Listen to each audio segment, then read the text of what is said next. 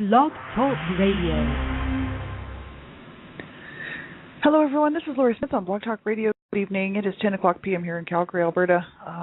It's Wednesday night, February the 2nd. I'm glad to be here, and this is Child Abuse Prevention and Human Rights Abuse Prevention is Up to Us. It's a 30-minute live internet streaming radio broadcast from blogtalkradio.com, and I did room that I wanted to talk about tonight. I found this interesting website. It's from libraryindex.com. www.libraryindex.com, and under the topics of abuse, there's all kinds of information there, just different stuff that I haven't seen before. I just happened to kind of stumble across this website a few weeks back and wanted to take a look at some of the articles on it. Probably won't cover all of them, but just the main ones regarding child abuse and the whole issues surrounding child abuse and domestic violence and whatnot. So we've already covered, almost 2 weeks of this. So I want to look at a few more articles before we move on, and then we'll be moving on to something else. But this particular article tonight is it deals with child maltreatment and the risk of illicit drug use, and this is causes and effects of child abuse, childhood maltreatment, and the risk of illicit drug abuse from libraryindex.com. Under the social issues and debate topics, under causes and effects of child abuse, some contributing factors to child abuse, the violent family, abusive mothers, abusive fathers, and abusive siblings. And so that's what we were talking about like last week. And so we're going to look at the effects of maltreatment and the risk of illicit drug use. And I'm not a counselor or a therapist or anything like that. I'm just a private citizen paying to do my shows. And so you have to listen at your own discretion. I'm talking about abuse and mainly child abuse, and it's a very sensitive subject for a lot of people.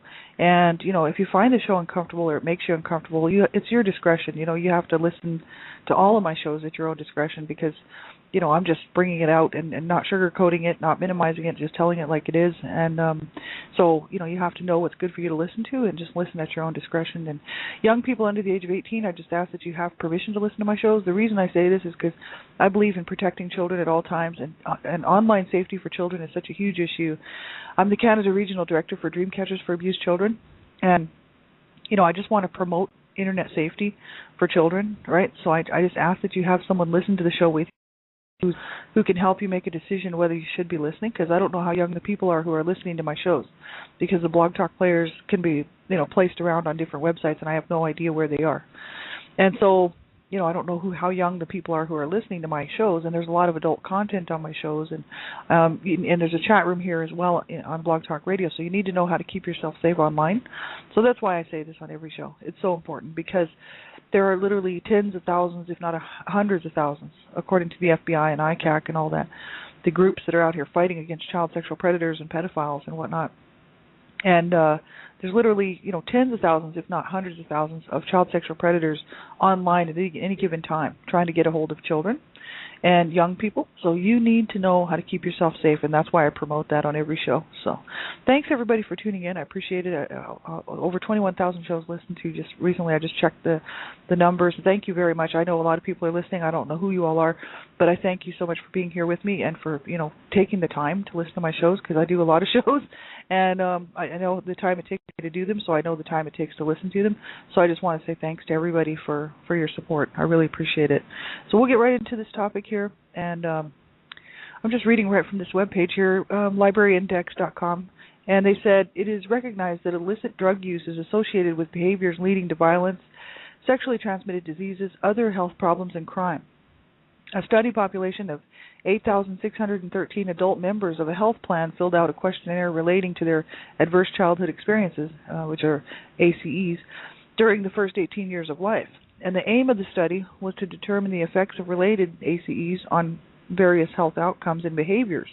And that was from Shanta R. Dubé, Vincent J. Felitti, Maxia Dong, Daniel P. Chapman, Wayne H. Giles, and Robert F. Anda from Childhood Abuse, Neglect, and Household and the Risk of Illicit Drug Use.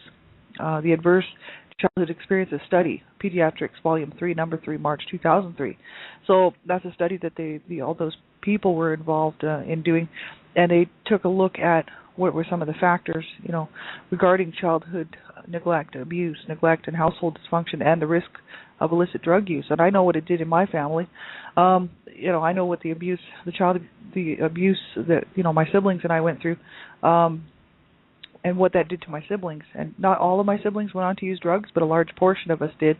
And out of 7 children, there was,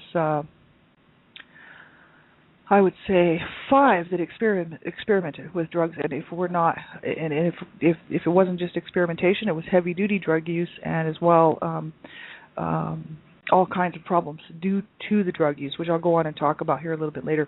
One of my brothers was a cocaine addict, and he killed himself at the age of 33. He hung himself, and he had been trying to kill himself for years, so it wasn't like the first time. And he had been a drug user for so many years, and so at the age of 33, he finally made it. But he had been trying to kill himself for years, and he was a cocaine addict. And my other brother was a pill popper. He popped every kind of pill you can think of, any kind of pill he can get a hold of, mainly prescription type pills, and all the stuff that people abuse out there, that from pharmacies that they get a hold of. And he used to take bags of pills, and he would overdose, and he'd end up in the hospital in a coma, and they'd save his life, and he'd lose a lot of brain cells. And over the years of doing that, he really messed himself up. And he led a horrible lifestyle because of his drug use. Both of my brothers did. And one of my other brothers was a drug user, but really did not ever develop those type of problems with drugs. He just experimented more with drugs, but he didn't carry that on into his adult life, so that's great. And one of my other brothers was more into alcohol than anything, but he only lived to the age of 19 because he was murdered at the age of 19, so we don't know what he would have done. One of my sisters experimented with not really drugs, but just marijuana and stuff. She was not a drug user, and my other sister was not a drug user. So the two other girls in the home did not really do drugs, may as well say. All the boys, almost all the boys did drugs or became, extreme drug and addicted to drugs. And I myself, until the age of 21. So I used drugs for 9 years, and I started using drugs when I was 12. And we're not talking, marijuana or whatever. I was doing PCP, which is angel dust, and other things, whatever I could get my hands on. And, absolutely harsh on a child's body, and just, harsh way to grow up, to spend your teen years and your early teen years and your middle teen years, your later teen years, then your couple of early adult, years doing a lot of drugs. I could have gone the way that my brothers went and actually allowed it to destroy me, right? But I actually decided when my brother killed himself at the age of 33, I was 20, and I decided the next year I would stop doing drugs. And so that next year I got busy and quit doing drugs, which it did take me a while to get off of them. But I actually did it on my own because I really wanted to save my life at that point. So I just think it was because I realized that I was heading the same way my brothers were. Probably end up on the street, just dying of a drug overdose or killed in a bad drug deal gone bad or something. Or I could just picture all these horrific scenarios because I had already been leading a pretty horrific lifestyle, and so I just didn't want to end up that way. And I thought, man, if I change it now, I can do something, but not everybody will. And so they go on to talk about the study that they did, which was March 2003, this group of people, this childhood abuse, neglect, and household dysfunction at risk of illicit drug use, the adverse childhood experiences study that they did. They said the participants included more females, 54%, than males, which was 46%. About 3/4, 70% of the females and 75% of the males were white. And the mean age was 55 years for females and 57 years for males. A total of 52% of females and 42% of males were college graduates. That's a pretty significant number. 32% of females and 42% of males were college graduates. Another 42% of females and 39% of males had some college education. And just a small portion, 8% females and 7% males, did not finish high school. So that's actually not too bad when you look at that. The researchers used the following 10 categories of the ACEs, which is those factors that they use, the adverse childhood experiences, the ACEs. When people fill out the questionnaires and for health providers and whatnot, they looked at these 10 categories, right, which was abuse: physical, emotional, sexual, neglect, physical, emotional neglect, a house, parental separation, divorce, mental illness at home, substance abuse in the home, incarcerated household members. And for me, if I was to answer this questionnaire, which I do when I go, if I have to go, which I rarely go, but abuse, physical, yes; emotional, yes; sexual, yes; neglect, physical, yes; and neglect, emotional, yes; household dysfunction, battered mother, yes; parental separation, divorce, no, my parents were not separated or divorced; they were just highly abusive towards each other. Mental illness at home, yes; substance abuse in the home, yes, but not by my parents, by my siblings. And incarcerated household member, yes, because my siblings were quite often doing prison time or jail time, but not my parents. But my parents were the abusers who caused us all to do drugs and want to kill ourselves and end up in prison and everything else. It's absolutely horrible. They said the researchers found that each ACE increased 2 to 4 times the likelihood of initiation to illicit drug use by age 14. So those actual categories, right? Mental illness, home, child abuse, physical abuse, emotional abuse, sexual abuse, right? They said the researchers found that each one of those increased. If you just checked off one of those, even for each one of those you checked, yes, likelihood of initiation to illicit drug use by the age of 14, and increased the risk of drug use into adulthood. So for every one of those you check off, yes, it increases the chance of the likelihood that a child would go on by their teen years to be using drugs, and by the time they're adults to be, really using drugs.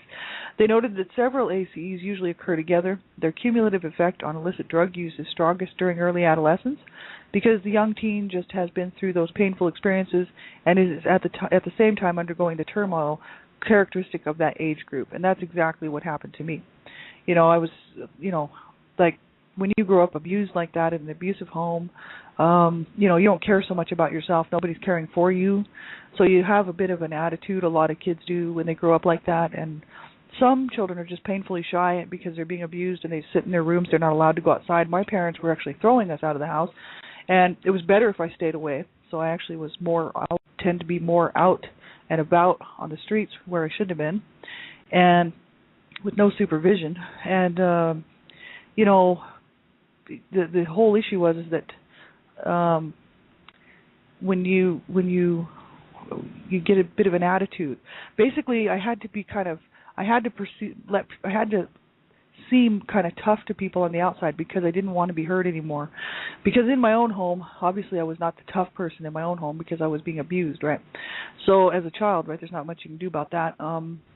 So when I grew up and I got older, especially right around the age of 11, 12, 13, I really developed a bit of a hard edge, and that was to protect myself when I was out and about, because I didn't want to be hurt anymore, obviously, and it was just a means of protection. So all of a sudden I became this tough person, this tough girl, right, who most people stayed away from, because of my behavior. I'd be high most of the time and, was acting kind of crazy most of the time. And, you kind of develop a bit of a reputation that way, right?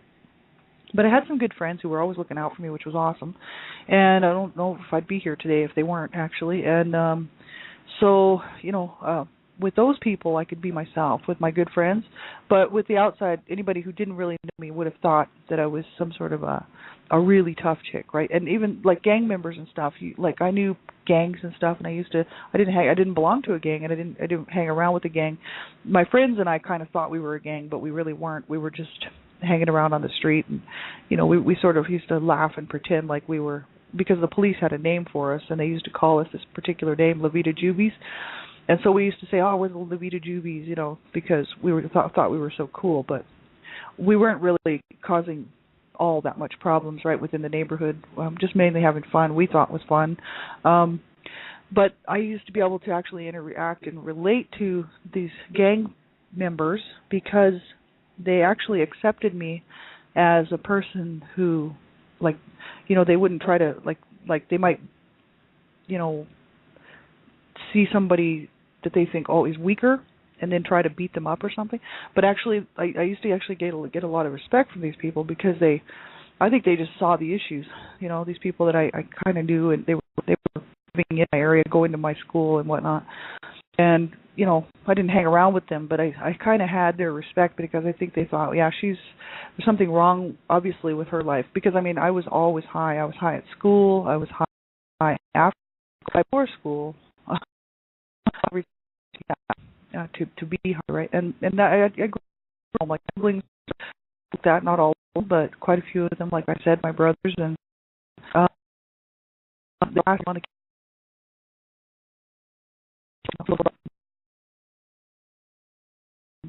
you know, it's fun.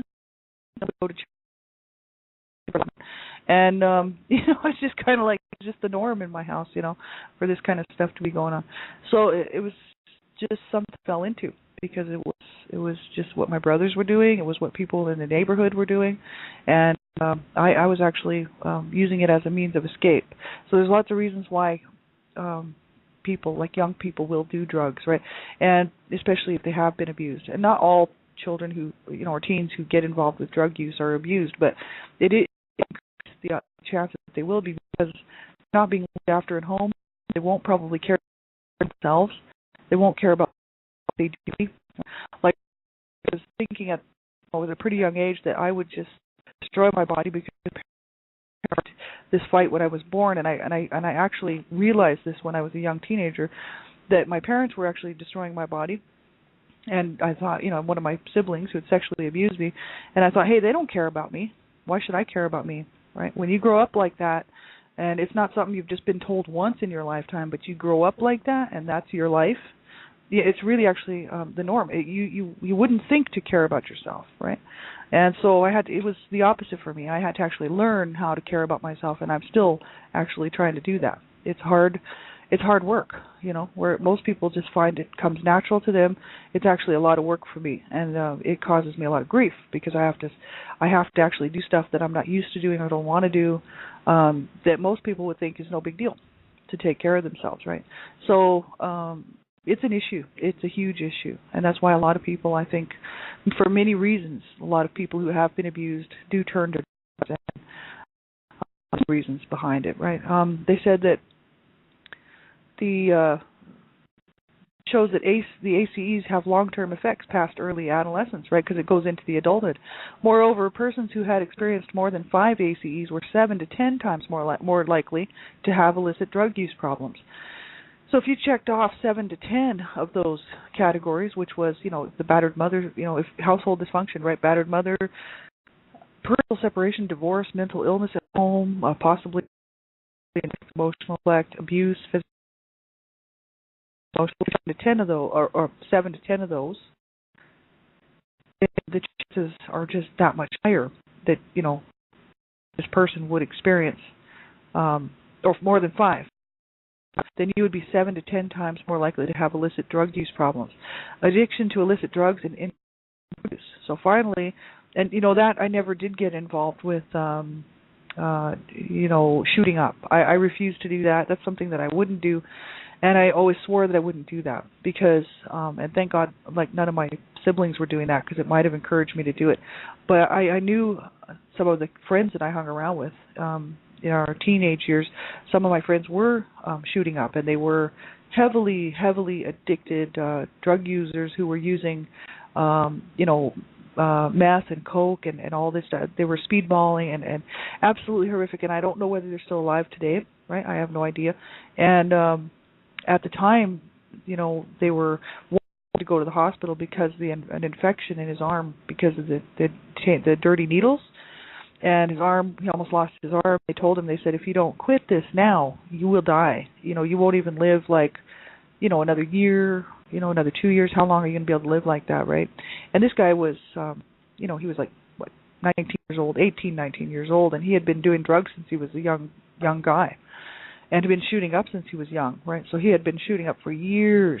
So I think he started shooting up when he was around 12, 13 years old.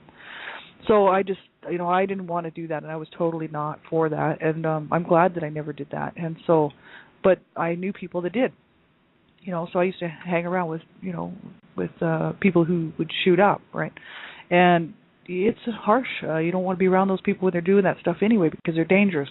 And it's a very dangerous lifestyle. It's an incredibly dangerous lifestyle. I spent my life being abused as a child, and then because of these friendships that I made with people who had the same issues that I had, they were abused as children, and some of them actually took their parents to court and won because of the abuse, and some were like me, where they just existed in these abusive homes, right? And then we went on to have these violent, abusive friend lives because we were all friends, but everybody was doing drugs, and some of these people were shooting up and drinking, and at the same time, it would have these episodes where they'd turn violent and nasty, and my life was threatened a few times at my friends' homes as well. So I was starting to get extremely, burned out on that. I thought, man, I've already suffered as a child, and now I'm putting up with this, being beaten up by my so-called friends, boyfriends, because, I'm a threat or something. This is how sick and twisted this lifestyle starts to get, right? And that's, my brothers spent their whole lives in that, right? And so that's why it's such a huge issue, and that's why it's so important that, we do stop child abuse, because child abuse, they actually do the studies, and they, like they're saying here, this study was kind of old, but they have done this from 2003, but they've done more recent studies, especially on the prison populations and whatnot, and vulnerable, groups of society, people, like the homeless and people like that, and they've done the study to find that most people, not all, but most people in those situations have been abused in some way in their lifetime as a child, right? Whether it was sexual abuse, physical abuse, emotional, psychological abuse, right? And so it does affect society. It has a huge effect on society. And a lot of people don't think that it does, but it really does. And, it's just, we do have to find ways to stop child abuse, right? This is so incredibly important because, that's why I went public with my story, and that's why I'm doing what I'm doing. Because I thought, I cannot sit by knowing what I know about this stuff, experiencing what I've experienced in this mess, and knowing, and other people in my friends who had been abused as well, and spending my whole life to try to stop. You know what I mean? And it just seemed, it's just very important that we all get involved, right? Because this is, it just shouldn't be happening, and no child should ever have to go through that and then grow up to have these issues as adults. You know what I mean? And they just don't deserve it. Every child needs the best opportunity that they can in this lifetime that they can get. And we're not talking about rich parents and all this. Money really has not a whole lot to do with it. Money, I would say, actually has nothing to do with it. It's about providing a stable home, a nurturing home, a loving home, a caring home. It doesn't have to be like, I don't believe that parents should be their children's best friend. I really don't agree with that. But I think that the parents should be the children's best teacher. And that, you should, the teachers at school shouldn't even be able to hold a candle to you as far as your teaching abilities.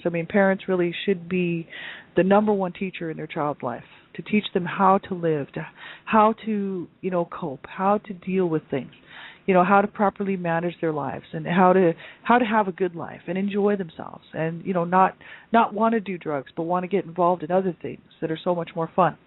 And encourage their children. That's a good teacher, right?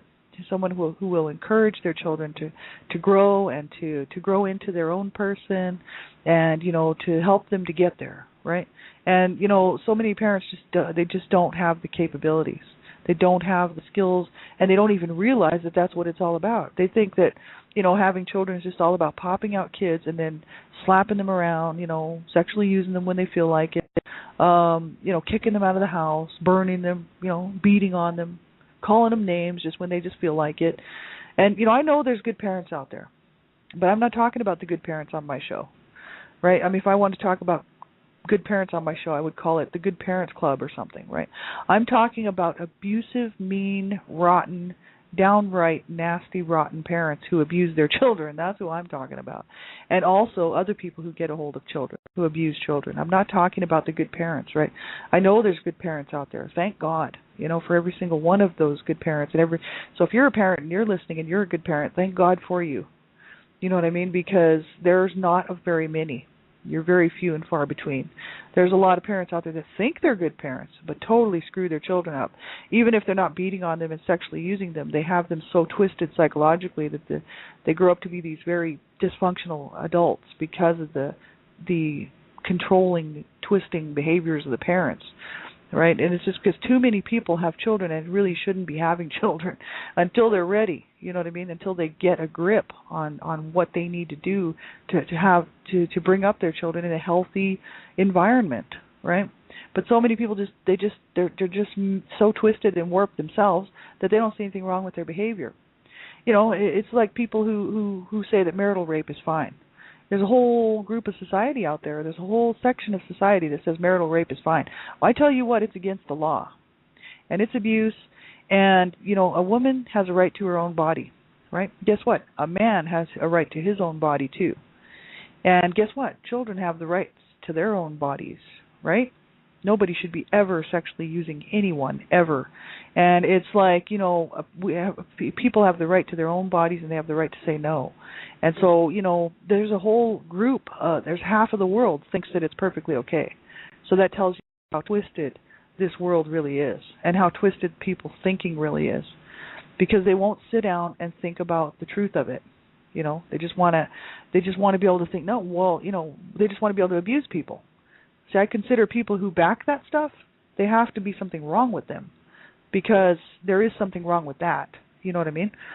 And it's just the same with parents who burn and abuse and beat on their children and think it's okay and put their children in the hospital, you know what I mean, or kill them, right? There's a whole section of society that thinks that's fine, but it's not. It's against the law. It's wrong. And you know what? If you're standing up for it, then, you know, are you an abuser or what? No, we have to speak out against this stuff because it's so incredibly wrong, right? And that's, you know, that's really, if we don't speak out against this, it's just going to continue on. That's the whole issue with this, you know. It's all about the silence, and that abusers want to keep it silenced so they can continue to abuse and do what they want to do without getting caught and busted, right? And society wants to keep it quiet because it's so miserable to listen to. You know what I mean? Oh, who wants to hear about the abused children? Well, guess what? These poor kids out here don't want to be being abused. They're the ones that really don't want to be being abused right now, I tell you that. These little kids that are being raped right now and beaten and burned and stabbed and kicked around and thrown out of their homes and whatever else, suffocated and shaken and having their necks broken. They certainly don't want that either. But it's happening, you know. So I don't care whether society wants to hear this or not. Too bad, you know what I mean? Because we need to do something about this. And it can be done. We can fix this. But people have to start caring, and they have to start thinking about the way that they treat their children. And start, you know, getting a grip on how they treat everybody, really. You know what I mean? But especially their children. Because people, I'm telling you, there's some very sick people out there. They said that finally the authors determined the connection between the ACEs and lifetime illicit drug use by analyzing 4 birth cohorts, or persons of approximately the same age, starting in 1900. They found the greatest impact of ACEs on illicit drug use among the oldest group, showing that adverse childhood experiences such as child abuse and neglect can have persistent effects throughout a person's lifetime. And so that's just the issue, you know. It's absolutely horrific. And, you know, this article, again, it came from www.libraryindex.com.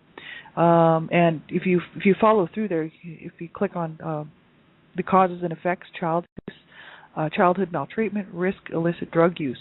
It's causes and effects of child abuse, childhood maltreatment, and the risk of illicit drug use, right? This particular library index has some great topics, like I said. And if you want to go through there and run through them, there's some really good stuff on there about the violent family. We already went through this stuff last week or the week before. Abusive mothers, abusive fathers, right? Abusive siblings and whatnot. But there's a couple more articles I want to cover on here. So we'll look at another one Friday night. And then, you know, next week we'll be moving on from this website. But this website's really good, and they do have some very interesting stuff on here regarding child abuse and the issues of child abuse and also domestic violence that I noticed. But there's a whole lot of other stuff on here too, right? So you can check it out. So thanks for being here. I appreciate it. Do everything that you can. I'm telling you, within your own capabilities, right, to stop child abuse and stand up for child rights and protect children whenever you can, your own children especially, first of all, and then others. You know, like be on the lookout for these kids, man. They do not deserve this. There'll be so many that will lose their lives tonight. They will be killed and murdered and tortured at the hands of their parents and caregivers, raped and beaten and killed and maimed and tortured. And do they deserve it? No. These little 17 day-old babies being raped by their fathers, and it's absolutely horrific, right? We have to do something to stop this, right? So thanks for tuning in. I appreciate it. Spread the word, get the message out there that we have to all get involved, and take good care of yourselves in the meantime, right?